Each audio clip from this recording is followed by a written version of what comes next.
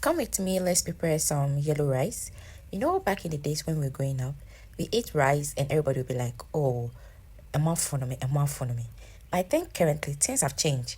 You can even eat rice for 2 weeks or even 1 month without even realizing it, because now there are different ways to prepare rice and there are different ways to eat it without you saying, say, afano. So you can prepare yellow rice, you can prepare oil rice, you can prepare curry rice, you can prepare jollof, you can prepare emutu, you can prepare wachi, and then what else?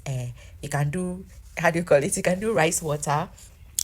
Is it rice and adembio? Yes, there are different ways to prepare rice. You can prepare fried rice. You get it? You can prepare normal rice.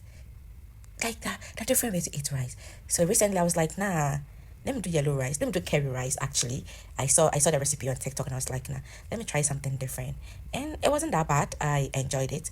It's just have a little bit of fried rice kind of vibe.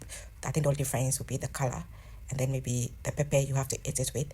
But at the end of the day, I hope you all try it. You all try the different rice dishes. Especially those who don't eat banku and kinky, they only depend solely on rice food. I think you should try the other types of rice. But all in all, this curry rice tastes so nice and so delicious. It's like, should I open a restaurant or should I open a fast food joint? Ubato. Ana someone say abadam. Ubato the ana can't your comment section hono. Why?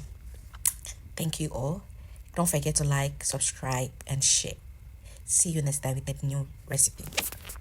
You need a gym, my sister. You need a gym. What do you want to do? And you were the diama basai. We're full of buaguso. Sister Mahoso. We're full of buaguso. What did dear? Something to me can't you know? Now you are the one that shaman, sir. You can't some natural. We wait here till.